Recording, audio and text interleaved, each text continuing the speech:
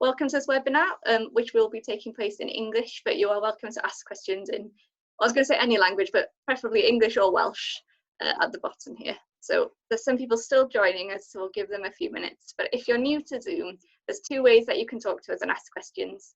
So in the bar at the bottom, you will see that there's a chat function or there's a Q&A function. You can use chat to ask general questions or comments, but please be aware that most people in the panel and as attendees will be able to see what you type in there. But if you want to ask us a question anonymously or privately, you can click on the Q&A and you can ask something through there. We'll be seeing your questions throughout the whole webinar, but we will respond to them all at the end so that we don't disturb the kind of flow of the webinar.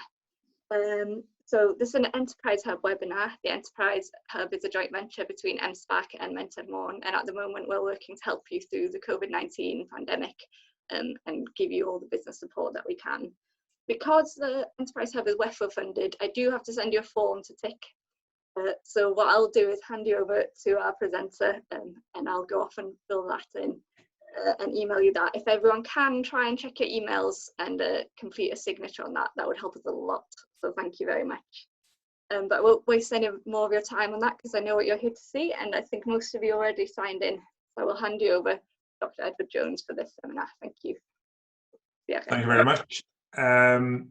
So yeah, we have 30 minutes and what I'd like to discuss in that time is the recent forecast that we're seeing for the UK economy and what I'm seeing as an emerging mega trend that's going to influence the economy, the business and society going forward. But before we jump into that, let's begin by looking at where the economy has been. So Wales, like other parts of the UK, we began 2020 with a reduction in economic and political uncertainty due to the result of the 2019 general election outcome and the delivery of Brexit becoming firmly established in the British government political agenda. Whether you're for or against Brexit, the results did give us some certainty over what happened or what's going to happen.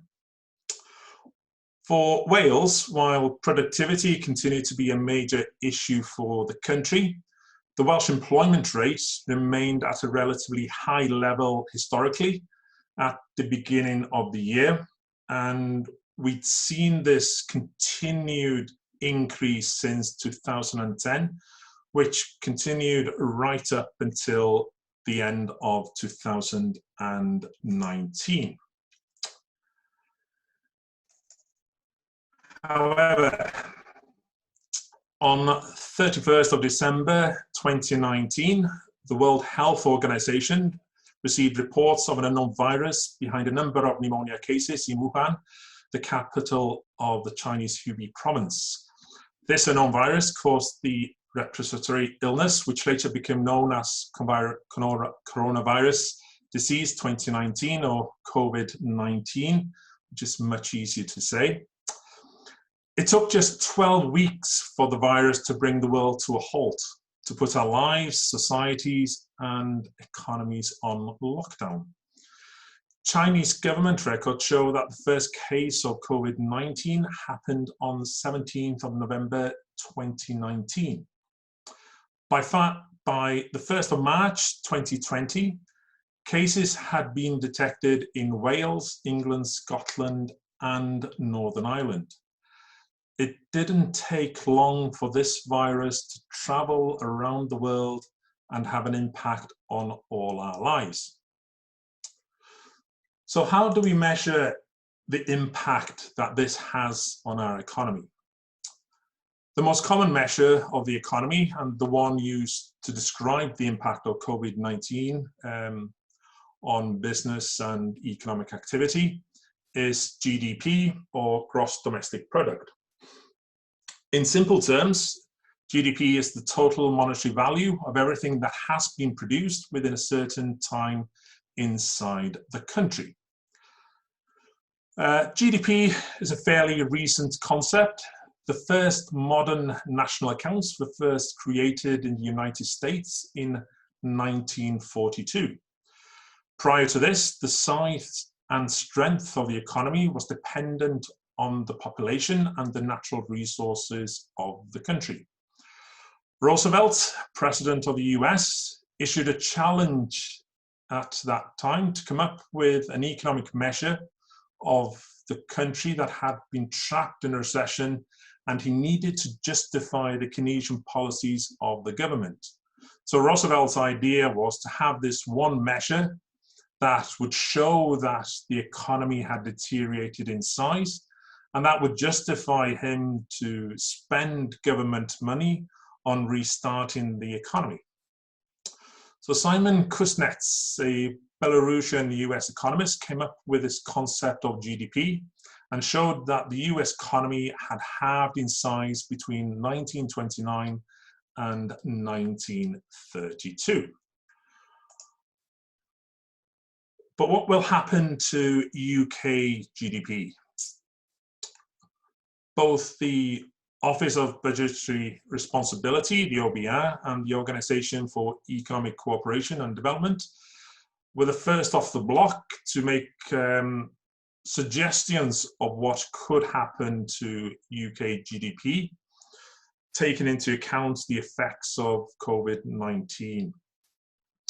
So if we start looking at the OECD, so the OECD thinks GDP could fall by just over a quarter before recovering towards the end of this year. To be honest, their forecast seems to be suggesting a continued trend in what we've been seeing in UK GDP recently.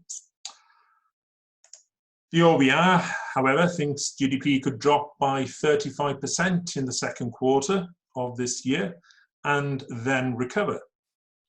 For the year as a whole, it could be 13% lower than the average for 2019. Now, the OBR does put the caveat in that this assumes the lockdown lasts 3 months, so implying some recovery starts in July. Now, let's see how this fall compares to what we saw during the financial crisis. What we saw during the 2008 financial crisis, GDP in the UK fell by -4%, -5% roughly. And what the OBR are predicting is a fall, much steeper fall. They have it as -14, -15% nearly for this year before this sharp recovery. Despite this forecast, there are two main uncertainties to this projection. One is the course of the epidemic itself. Will it be possible to start going back to normal in mid-year? And will that be consistent with the epidemic continuing to fade? Or will there be a renewed outbreak that forces a continuation of social distancing measures? Second, if the lockdown lasts not much more than 3 months, how much damage will have been done to the economy? How many businesses will have been forced to liquidate, displacing labor forces and scattering skills and know-how that are important to rebuild what we have? A large recession results in some damage to the productive fabric of a country. After a big dip, GDP turns up strongly, but fast growth does not last long enough to return the economy to its old trend path. It starts to grow again, but the new trend line is always below the old one. Indeed, the story after 2008 was even worse, since we have not recovered the old growth rate, never mind going back to the old trend level. And this is true of most big recessions that we've seen, 1974, 1980, all follow a similar logic. On 14th of April, the International Monetary Fund, the IMF, published its economic forecast.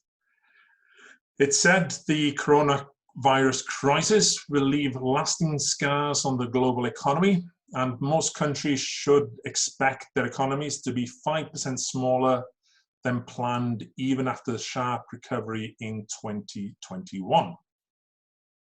Forecasting that this year would be the worst global economic contraction since the Great Depression of the 1930s, the IMF said the world outlook had changed dramatically since January, with output losses that would dwarf the global financial crisis 12 years ago.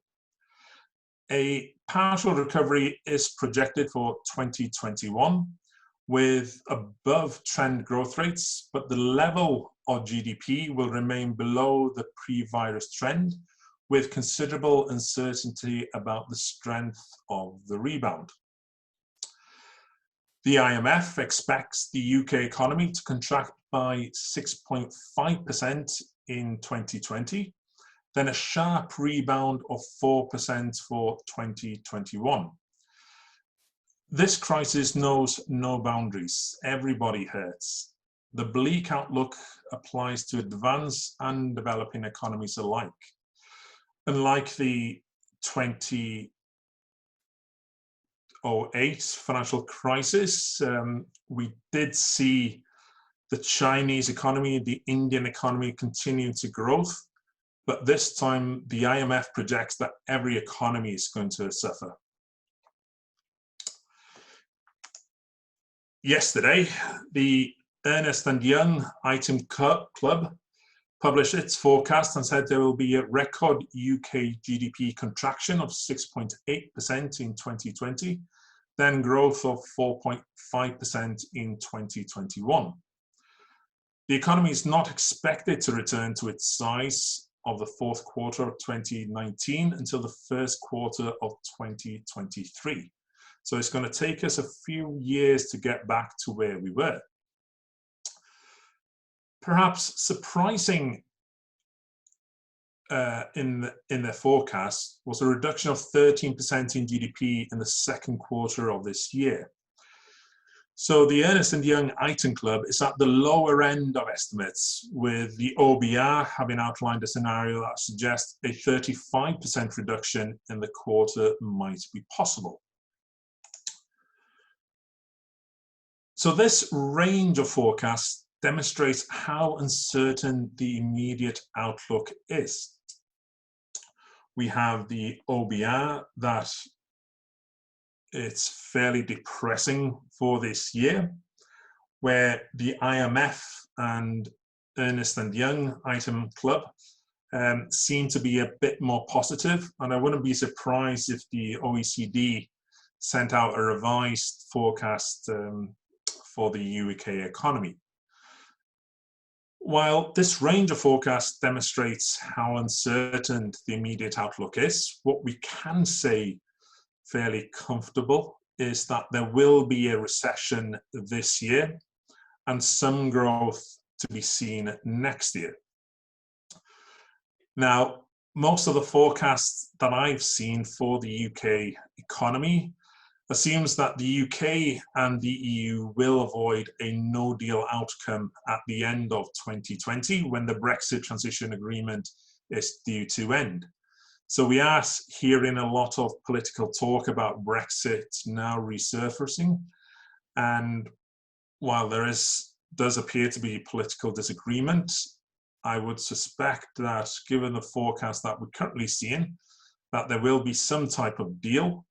Otherwise, the forecast for this year and next year certainly will be much worse.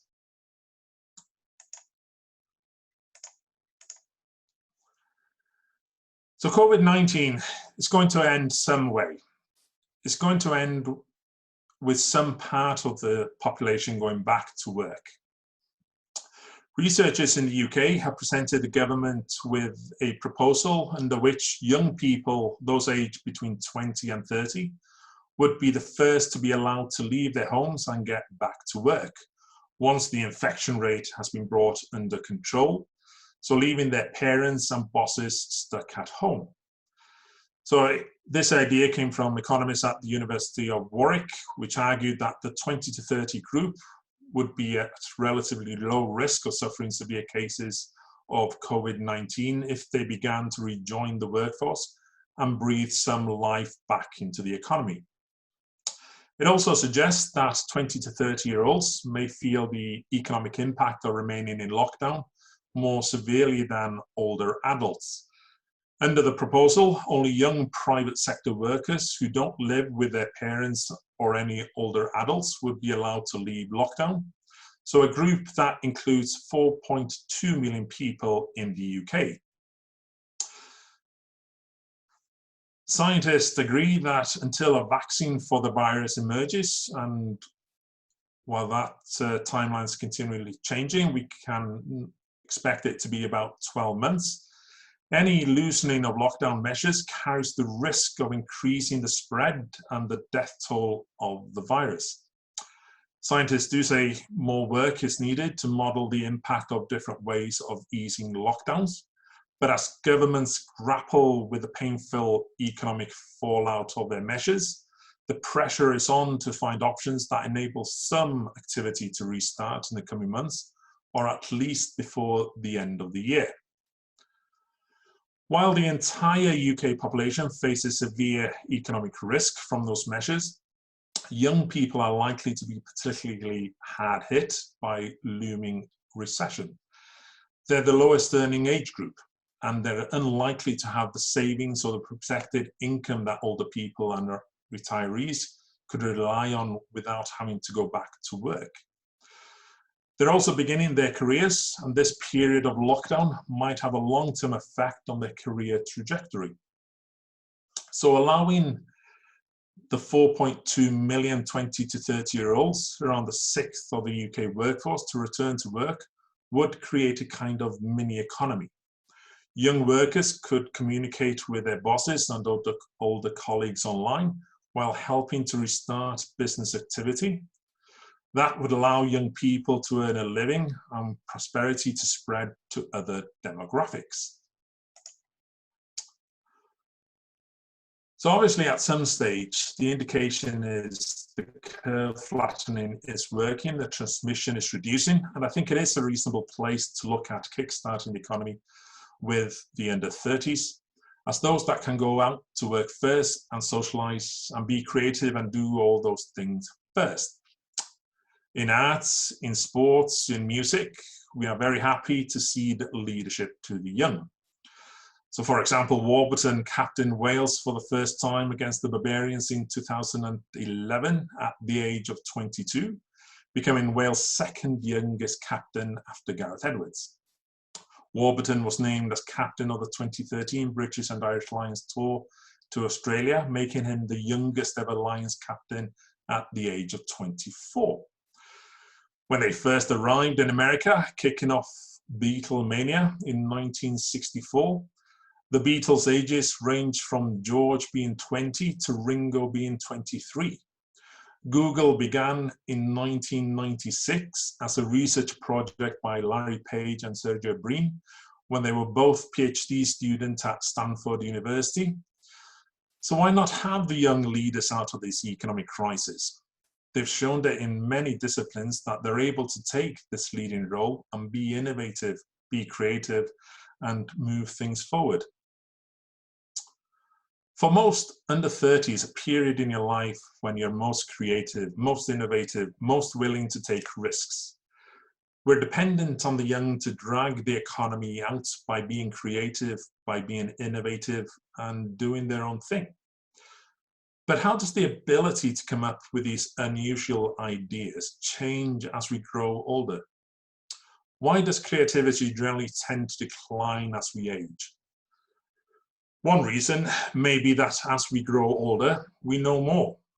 And that's mostly an advantage, of course, but it also may lead us to ignore evidence that contradicts what we already think. We become too set in our ways to change. This explanation may have to do with tensions between two kinds of thinking, what computer scientists call exploration and exploitation. When we face a new problem, we adults usually exploit the knowledge about the world we have acquired so far. we try to quickly find a pretty good solution that is close to the solutions we already have. On the other hand, exploration, trying something new, may lead us to more unusual ideas, a less obvious solution, a new piece of knowledge. But it may also mean that we waste time considering crazy possibilities that will never work. Perhaps this idea suggests a solution to how we can grow the economy post-COVID-19. When we're all allowed to go outside, we should find our inner child and try something new, come up with those unusual ideas and be different. Pandemics erode the capital on which economies are built. They damage the lives and livelihoods of people, depreciating the human capital on which economies and their citizens rely. They threaten business activity and often viability, causing physical capital to be paused or scrapped. The capital destruction is the reason why, historically, pandemics have caused large losses to jobs and living standards. And the coronavirus crisis is unlikely to be an exception. Yet one source of capital, as in past pandemics, is bucking these trends: social capital. This typically refers to the network of relationships across communities that support and strengthen societies. We know that people greatly value these networks, even though social capital itself is rarely assigned a monetary value. The social distancing policies enacted across the world to curb the spread of COVID-19 might have been expected to weaken social networks and damage social capital. In fact, the opposite has happened. People have maintained physical distances while pursuing social togetherness. Existing networks have been strengthened and new ones created, often digitally. Even as other capital has crumbled, the stock of social capital has risen, acting as a counter-cyclical stabilizer across communities.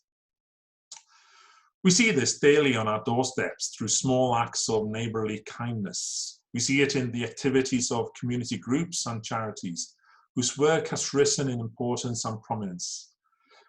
As we see it too in the vastly increased numbers of people volunteering to help. Since the crisis started, more people than ever have signed up for civic service, including the 750,000 volunteers who are supporting the National Health Service. They are often the invisible army helping fighting this invisible enemy. However, those extra NHS volunteers will not appear in the UK's national accounts or in the company accounts of a business. They are statistically invisible.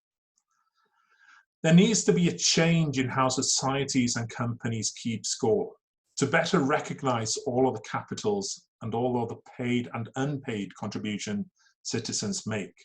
And this surely has to be a lasting lesson of this crisis. Restoring social capital has also means strengthening the infrastructure that underpins the social structure, embedding for good the new army of volunteers this crisis has spawned.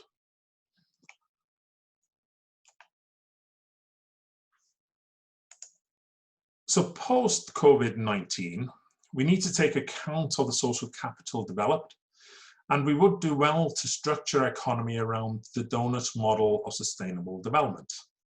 The donut model is a view that economics cannot be based on profit and loss, on balance sheets, on GDP.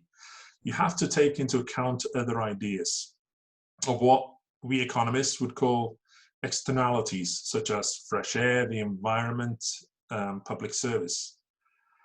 The main goal of the donut model is to reframe economic problems and set new goals.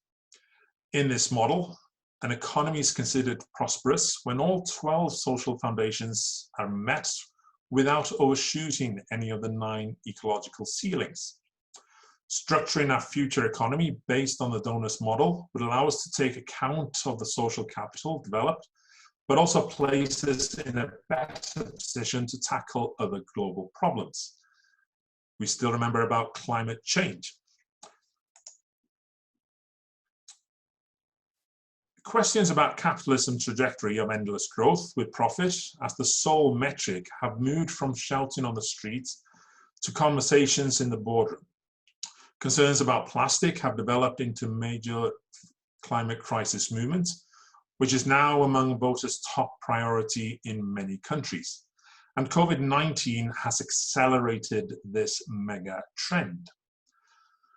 People are putting organizations under pressure to define their success in more life-enhancing ways than financial growth. As companies start to reevaluate their role in the world, the transformation will switch focus from profit to purpose. Capitalism is having a midlife crisis, and organizations are feeling growing people pressure to recalibrate how they see the world around them and their place within it. Profit remains crucial to longevity, but other factors are becoming more important for measuring success. New definitions of growth will lead naturally to new thinking in meaning and metrics. New performance measures might include personal growth, learning, happiness, or communal longevity, good health, or reduced waste, a metric that's now used by the French food giant Sodexo. So moving forward, companies need to think, how will you define new types of value you can deliver while making the profit required to thrive? And how will customer experience and employee experience work together to create that value at the points of creation and delivery? Companies need to say, ask your employees what sort of growth they'd like to see in the organization. Get that debate going. And finally, companies need to do. Start to embed new metrics alongside financial growth to derive behaviors. What you measure counts. Collaborate with the willing to make change happen at an industrial level, as effective change is easy to commit to if many join the game. How you set up for different value to be rewarded. How do you motivate people? This trend is nothing short of a major realignment of the fundamentals. It's tempting to misinterpret this as a gloomy picture. Instead, I think this is a once-in-a-lifetime chance to innovate in business models, service, and products around new definitions of value. For companies with the courage to recognize this trend, there are many opportunities, and there will also be challenges. For example, it questions the decades-old definition we've had of business success, which is underpinned by the philosophy of profit as the only directive. But COVID-19, the growth of social capital, the small acts of neighborly kindness have shown us that moving forward, profit or monetary value alone cannot be the only measure of business and economic success. Cool. Great stuff. Diolch yn fawr iawn. Thank you. Now, I don't know if you can see questions at the bottom, but we've got one so far. They're starting us off nice and light. So the first question we have is, what would you recommend as a strategy for startup businesses during the lockdown, and how can they deal with the aftermath of COVID-19? So before sort of asking if you have anything on that, Ed, what I will say firstly is, if you look at the links I've shared in the chat, so as an enterprise hub, we are starting to try and help you with those questions now.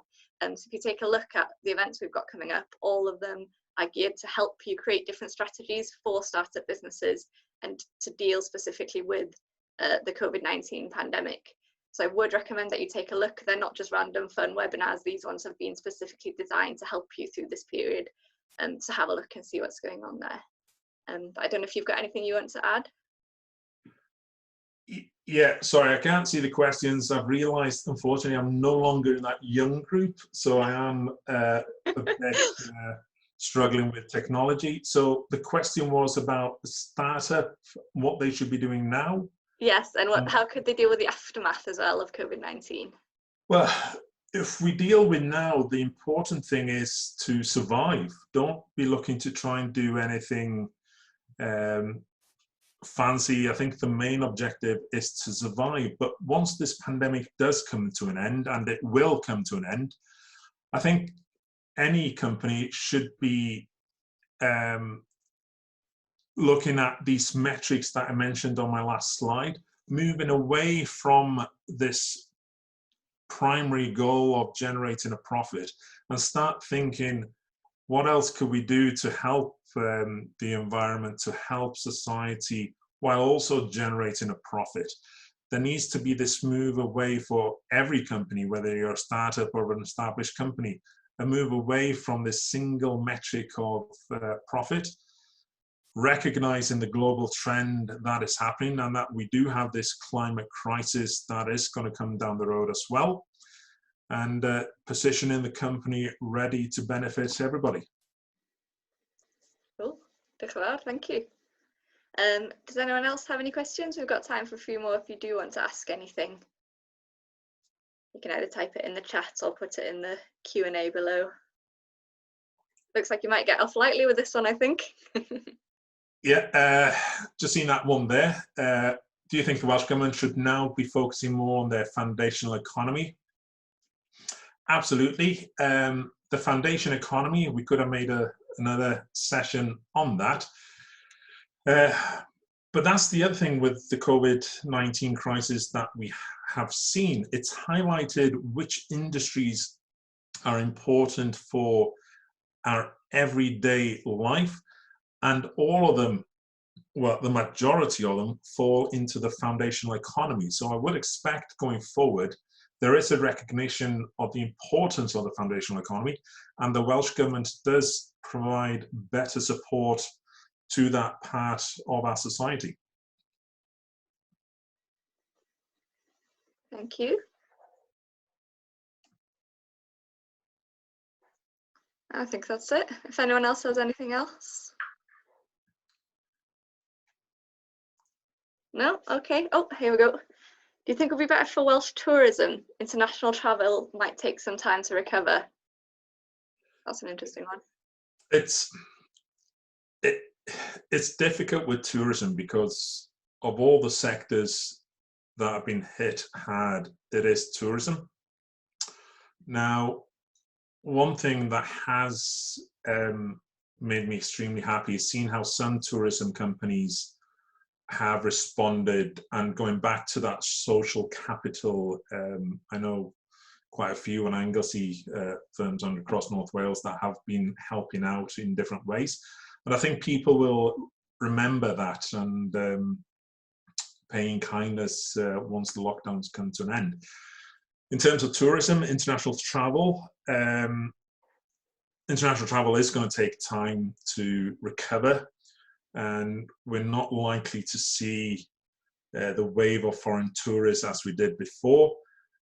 But I think the tourism sector, particularly in North Wales, will recover because of what they've been doing during the pandemic in building up that social capital. I'm seeing that question there from Jamie. Will there be a readjustment? I think there will be. This pandemic, it's hit everybody. Nobody's been immune to it. And again, going back to that social capital, we've seen kindness between neighbours, people volunteering to help.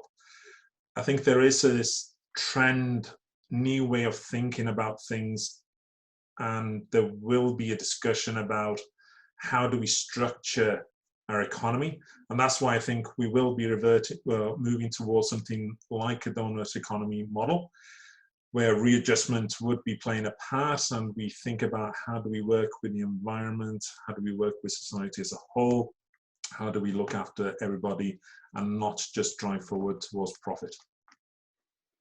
We've got a couple more on the Q&A as well, and this is an interesting one. What do you think will replace all the retail businesses that are going into administration during COVID-19?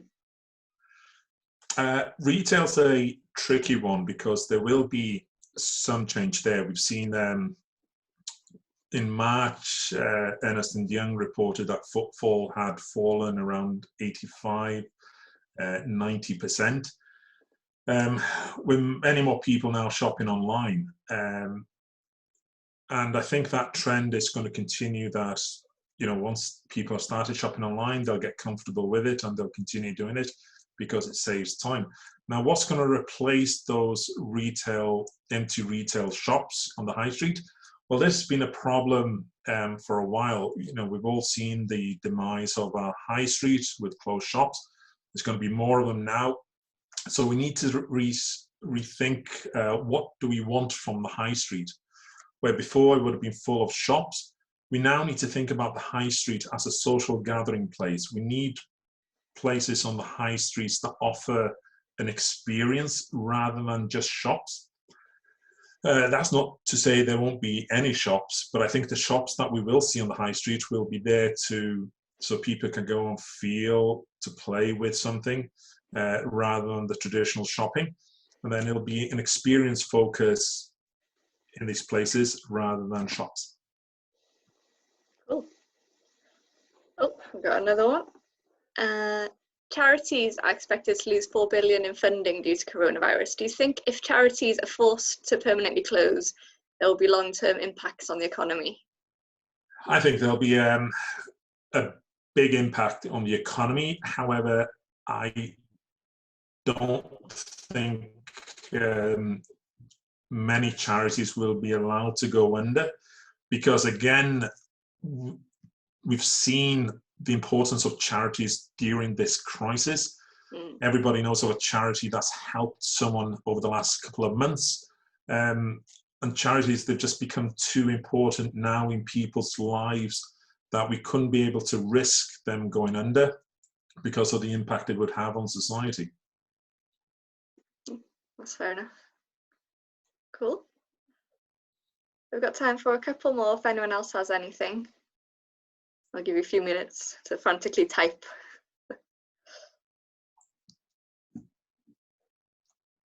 No, I think we're all right. In that case, we will wrap up. But we will note we have recorded this because you want to share it. So do you want us to share that, or do you want me to hand that to you and let you share that? Yeah, I'll share it on my Twitter page and through the university, and there we go. Available to anybody. Getting more followers there, so we'll tag you after this. You can all go follow Dr. Ed and see the shared webinar then. Good stuff. I hope everyone's enjoyed. I think that was very good what you managed to do as well, which was something that could have been quite a negative kind of presentation. I think we all feel strangely positive after listening to it as well, which is always a good way to end a webinar. So thank you very much. Thank you. As I say to everyone who's viewing, I put a link to our next events, and they're all geared the same as this one. So it's helping you and your company through this pandemic. So do take a look at what there is there to help get you through. And we'll leave it there. So take care, stay safe, and we'll speak to you all soon. Diolch yn fawr. Thanks. Diolch.